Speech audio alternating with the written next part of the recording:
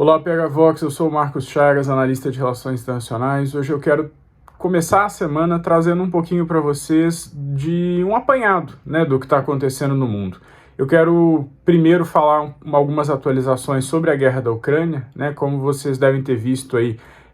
ao longo do fim de semana a gente teve algumas explosões na Rússia, em localidades bem distantes da fronteira, em bases aéreas da Rússia, onde se tinha principalmente a frota de bombardeiros da Rússia,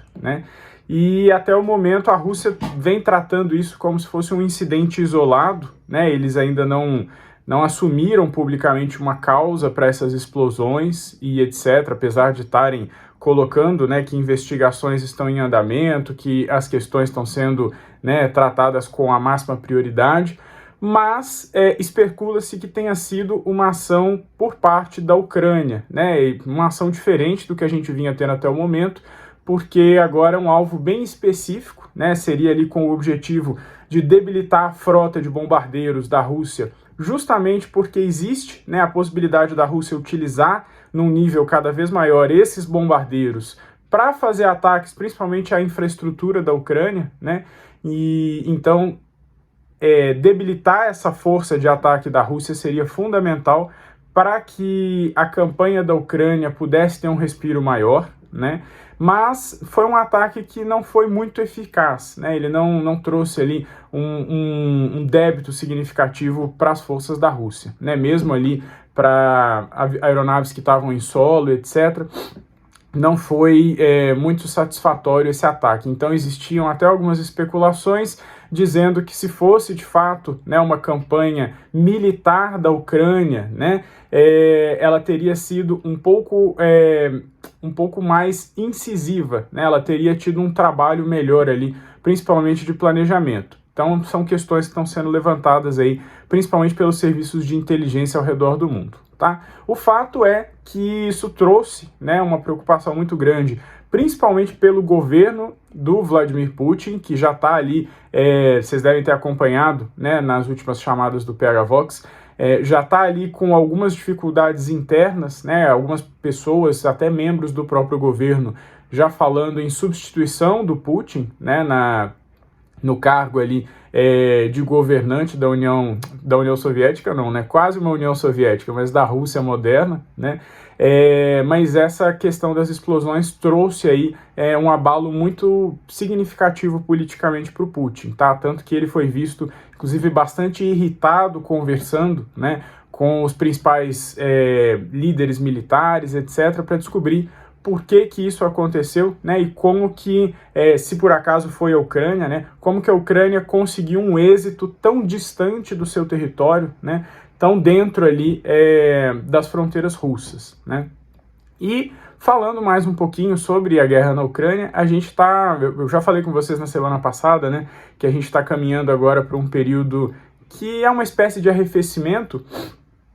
em certos pontos da guerra, principalmente da parte russa, porque a gente está tendo uma dificuldade muito grande de substituição de armamento, substituição de pessoal por parte das forças russas, Falei com vocês na semana passada que a gente teve, inclusive, algumas mudanças em armamentos russos, que antes eram armamentos nucleares, mísseis principalmente, para que eles pudessem ser convertidos e utilizados de forma não nuclear, como armamentos convencionais, em localidades ali no leste da Ucrânia. Então isso já demonstra como que a Rússia está com carência de fôlego, para sustentar essa frente, e principalmente porque, se alguns dados forem verdadeiros, a Ucrânia, por exemplo, divulga toda semana quantidade de soldados russos que eles abateram, quantidades que eles perderam. É lógico que não é uma fonte tão confiável assim, porque é uma parte envolvida na guerra, mas a Ucrânia fala que eles vêm conseguindo abater até 500 soldados russos por dia, ali, dependendo do cenário. Então isso seria uma perda ali de quase 90 mil russos ao longo desses meses de guerra. Lógico que não é uma informação que a gente pode confirmar, até porque mesmo os serviços de inteligência de outros países, como Estados Unidos, Reino Unido, França, Polônia, estarem ali diretamente analisando esse cenário de guerra, esses dados mais precisos ficam muito difíceis, né? Principalmente porque a gente tem uma desinformação muito grande dirigindo, né, as notícias que chegam ali, principalmente do lado russo, né? Isso faz parte do modus operandi do exército russo, né? Então é um aspecto que traz algumas informações que podem ser fantasiosas em certa medida. E lógico que do lado da Ucrânia também, né? Quanto mais a Ucrânia puder mostrar para o mundo que ela está numa posição mais confortável, digamos assim, dentro da guerra, mais bem sucedida, melhor para eles. Então ficam dados em suspenso, tá, pessoal?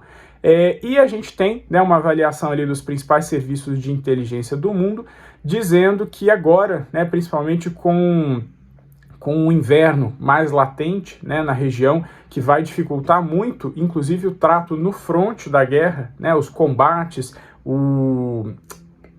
a logística, principalmente, que é a alma ali de todo esse esforço de guerra, né? Então, isso deve arrefecer um pouco mais esse cenário que a gente está vendo hoje. E como é comum nesses momentos aí, né, de uma espécie de trégua, se a gente pode chamar, não é uma trégua de fato, tá, pessoal? Mas é uma espécie de calmaria que a gente tem nesse momento de guerra, né? É comum que ambos os lados aproveitem, né, para se posicionar de uma forma mais satisfatória, tentar angariar, né, mais apoio externo, tentar abastecer melhor as linhas de produção, melhorar essa parte de logística,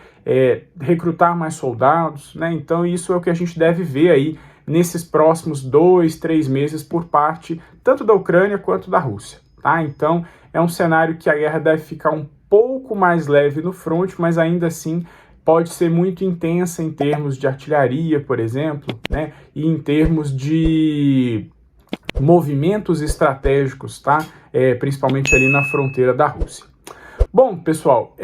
sobre a guerra da Ucrânia era isso que eu queria trazer para vocês de atualização. Quero falar um pouquinho com vocês, um destaque do que está acontecendo ali no Reino Unido com a família real, né? Vocês devem ter acompanhado aí nos últimos dias, nas últimas semanas, que o atrito, né, entre o príncipe Harry e os outros membros da família real, principalmente o rei Charles III e o príncipe William, né, que agora é príncipe de Gales, ele tem ficado bastante expressivo, né, esse atrito entre eles, e inclusive por ocasião do lançamento de novos episódios, né, daquela série que o Harry e a Meghan lançaram no Netflix, né? O próximo episódio acho que vai sair dia 8 de dezembro, né, agora, e pretende ser, né, um problema muito grande, principalmente pelo que se tem noção já do que contém nessas gravações, né? Então uma posição vitimista muito grande do Harry e da Meghan, né? Ataques diretos não só ao modo de vida da família real, mas principalmente aos protocolos que existem ali dentro, né? E o que vem sendo colocado até agora é que o rei Charles, ele não vai aliviar nem um pouco, né? Muito pelo contrário, ele tem tratado essa situação com um rigor até maior do que a rainha vinha tratando, né? A rainha foi colocada ali, principalmente após a morte dela, né? Foi colocado que ela tentou muito recuperar essa parte do convívio do Harry com o restante da família, apesar de não ter tido sucesso, né? Mas o rei Charles pretende tomar uma posição mais incisiva ainda, né? E se tem conversado no círculo da família real, inclusive, em retirar os títulos, né, dos dois, porque o título ele se torna muito comercial, né, principalmente para essas plataformas de streaming, para novos documentários fantasiosos que eles possam vir a fazer, né? Então, isso já está sendo discutido há bastante tempo, mas agora é uma discussão, digamos assim, mais real, né? Principalmente porque parece que o que vem aí pela frente com esses novos episódios no Netflix vão causar, né, um incômodo muito grande para a família real como um todo, né? Não só para o monarca, não só para as pessoas que estão trabalhando ali em conjunto com o governo, né? Mas principalmente para os membros individuais da família, né? O príncipe William, por exemplo, foi colocado como sendo uma pessoa que provavelmente vai ser muito afetada, né, pela colocação do que vem sendo distribuído aí nesse documentário. Então ele provavelmente vai ter uma posição ainda mais rígida em relação ao Harry, assim como o Rei Charles, tá? Mas vamos ver como que isso vai se desenvolver, né? O que vai acontecer. Muita gente, inclusive, que antes era contrária, tá, à retirada dos títulos do Harry e da Meghan, hoje estão se tornando cada vez mais favoráveis a essa medida, justamente para reduzir, né, o alcance midiático, né, o aspecto comercial mesmo que o título traz para eles, e, de uma certa forma, trazer uma tranquilidade maior, né, nesse cenário de mudança de vida aí, não só do Harry e da Meghan, né, com a vida deles lá nos Estados Unidos, etc., mas principalmente para esse novo modelo de família real que o Rei Charles está inserindo, né, privilegiando ali o tratamento como working royals, né, que são os membros da família real que de fato são empregados da firma, né, trabalham como realeza, reduzindo esse escopo cada vez mais, né, então trazendo figuras-chave ali, né, para tratarem não só das caridades, não só dos eventos oficiais, mas para tratarem também dessas questões mais internas da família, tá bom? Um outro ponto que eu queria trazer para vocês, pessoal, até para a gente já ir caminhando aqui para o encerramento, né, é o que está acontecendo no Irã. A gente já falou aqui em algumas ocasiões no PH Vox sobre os protestos, né, que estavam sendo bastante quentes lá no Irã nos últimos meses, e a gente sabe que isso estava causando um atrito não só interno, mas principalmente externo muito grande para o governo do Irã, que já não é, né, muito bem visto pelas entidades internacionais. E agora, essa semana, né, esses últimos dias, o Irã anunciou que ele pretende acabar com a polícia moral do Irã, né, que seria aquela polícia mais voltada para o cumprimento dos costumes do islamismo, para o cumprimento, né, das regras morais que foram estabelecidas ali pelo governo do Irã desde a época da Revolução, né, e isso pode trazer ali não só um respiro para a população iraniana, mas também pode trazer o início de alguma mudança mais significativa para a política iraniana, né? Porque a base, por ser uma base religiosa muito fundamentalista, né? A base dessa polícia moral, né? Ela estava enraizada ali em todo o contexto do Irã. Então, a partir do momento que você retira isso, né, pode se abrir caminho, tá? Não estou dizendo que vai, mas pode se abrir caminho para outros tipos de flexibilização, digamos assim, né, nessa doutrina mais fundamentalista que se tem no Irã. Então, inclusive, alguns membros, né, do governo iraniano se comprometeram até em repensar questões como o uso obrigatório de véu no Irã e outras demandas, né, principalmente demandas relacionadas a direitos das mulheres, direitos humanos de uma forma geral, que vinham sendo trazidas aí nas últimas décadas como fundamentais, né, para uma evolução humana ali dentro do Irã, né? Então, essas questões, com o fim da polícia moral, né, elas podem ter mais espaço, não quer dizer que vão ter, né, mas elas podem ter mais espaço, e isso, dependendo de como se desenvolver, né, no médio e longo prazo, pode até fomentar uma mudança de regime no Irã. Por isso, até que não é de todo o interesse do governo iraniano hoje